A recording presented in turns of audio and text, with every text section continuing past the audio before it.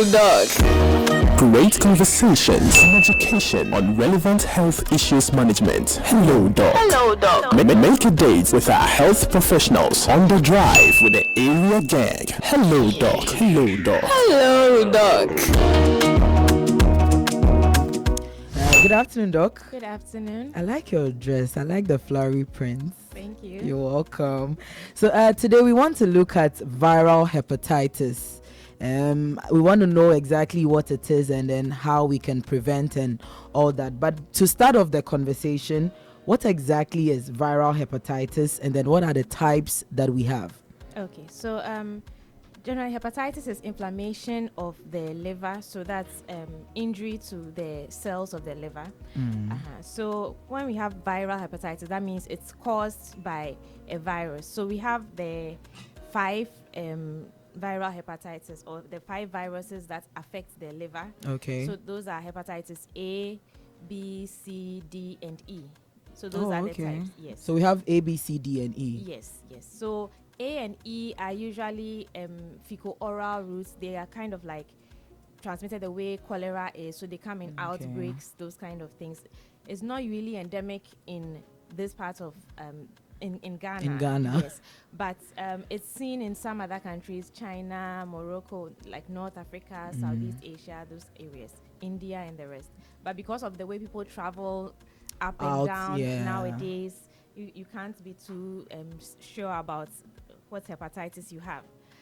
So aside that, then the commonest one, that's hepatitis B, which is the commonest that most of us are aware of. Yeah. Then there's hepatitis C, which is close to hepatitis B but not as common. And then there's hepatitis D, which is, should I say, a close friend to hepatitis B. So it's only if you have hepatitis B that the hepatitis D can replicate or multiply. So if you don't have hepatitis B, you can't get the D.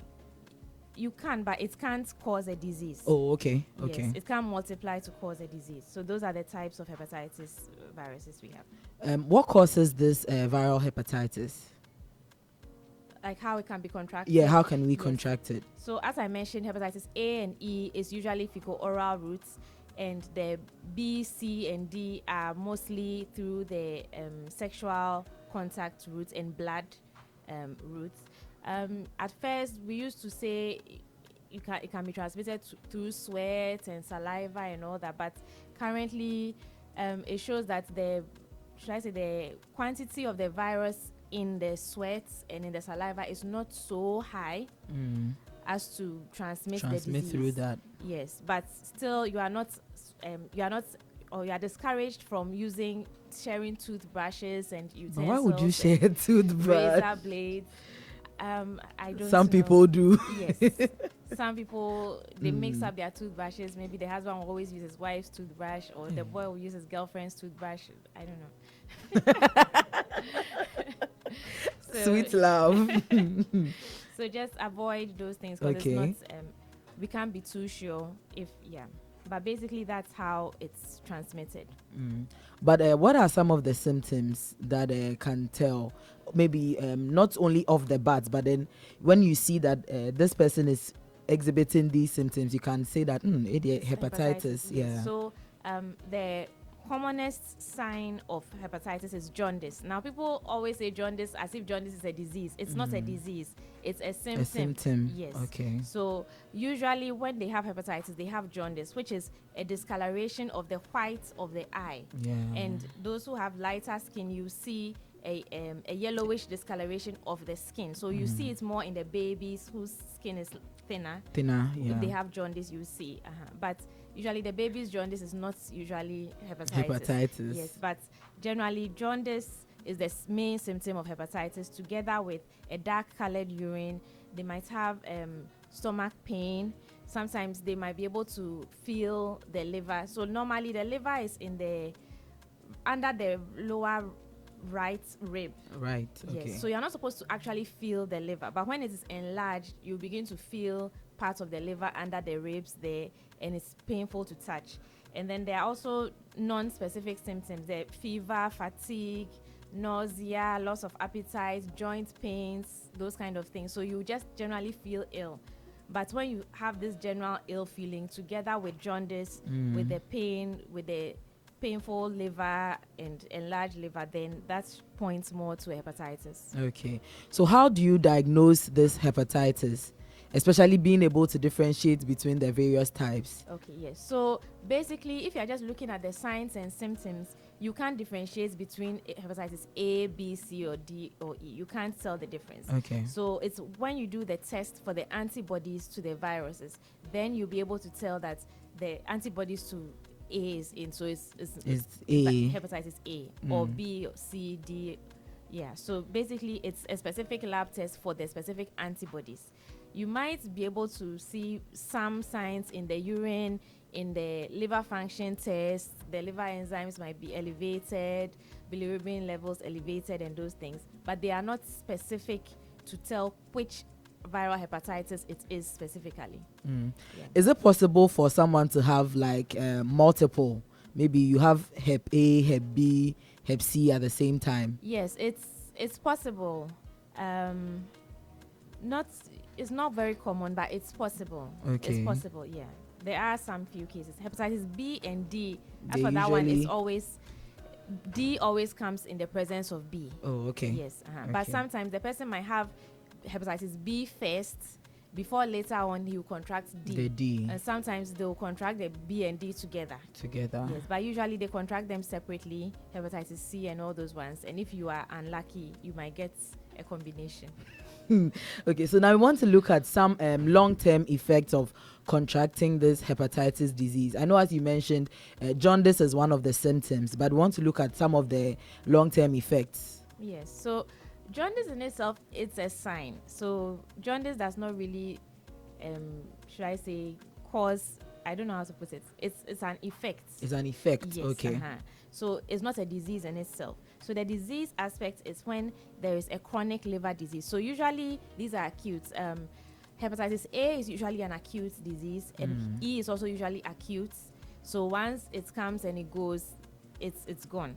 But when you have B, C, D, they can continue into a chronic liver disease. So now the liver is not functioning well for a long period of time. So the enzymes are overproducing, the bilirubin is overproducing or is not producing at all, and it causes a lot of issues because the liver is supposed to remove toxins from the blood. It's supposed to produce certain proteins in the body that help blood clotting and all those. It has a lot of functions. So yeah. once it's chronically Damaged yes. or affected. Yes, so there will be, should I say, either too low or too high of its activity. Okay. Yeah, so and either of these extremes can cause problems in the body. yes. And then there is what we call cirrhosis. So cirrhosis is when the body is trying to repair the liver cells, it forms scar tissue to replace the cells. So then you realize a lot of the liver is now all scar tissues, and so there Hardened up. aren't enough functional liver cells.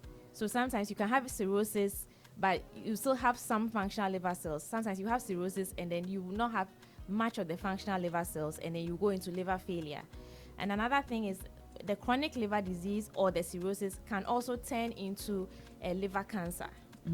Yes. So those are the serious and the chronic conditions that can come out of hepatitis, the viral hepatitis. Okay. So assuming I've been diagnosed with viral hepatitis, God forbid though. But what are some of the treatment options available? Okay, yes. So as I mentioned, the hepatitis A and E, usually they are self-limiting, as in the body's immune system kind of fights it by itself. Yes. Okay. So we don't usually have any medication to give to kill the virus or anything. With time, the body's immune system just fights it. So what we do is what we call supportive treatment. So we just give you according to the symptoms you are having, so that your body can fight and then immune boosters and those things. Yes. Okay. So in those times, you should avoid drugs that are, should I say, metabolized by the liver. Something like paracetamol. If you keep taking it whilst you're having an acute or a fulminant hepatitis, it can rather affect the function of the liver and could lead to death. Yes, so you have to be careful when you're dealing with those things. when it comes to the chronic or the ones that can lead to chronic hepatitis, hepatitis B and C. C is the one we have a treatment for. Okay, so hepatitis C, we can cure it. 100% curable. No, it's 95% success rate. Okay. Nothing okay. is 100%. Okay. So, but it's curable. There's a treatment for it.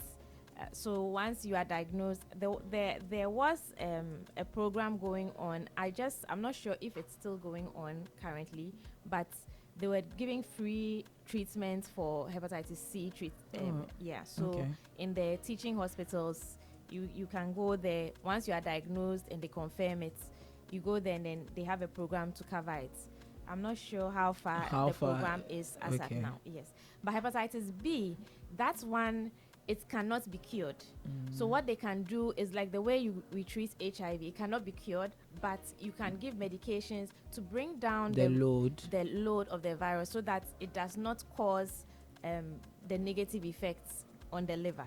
Okay. So when you have hepatitis B, you have to be monitoring the viral load, liver function very regularly, maybe every 6 months, depending on how severe it is. Okay. So you have to be monitoring continuously to see the load. If the load gets above a certain threshold, then you have to put on treatment to bring it down. Okay. Yeah, so generally that's the way we treat the viral hepatitis. Okay. So how do we, somebody has the viral hepatitis, as you said, for example, this Hep B that cannot be totally cured. How do you prevent the spread of the virus? Okay. Well, I want to talk about immunization or vaccines. So the vaccines, that one, you can take it to avoid contracting it in the first place. So you build up your immunity so that the moment the virus comes, it kills it immediately before it can even get to your liver. So for hepatitis A and B, we have the vaccines. Okay. The rest, we don't have the vaccines for them. Yeah. So you can get vaccinated, especially if you're a traveler going into an endemic region. You can get hepatitis A vaccines, hepatitis B vaccination.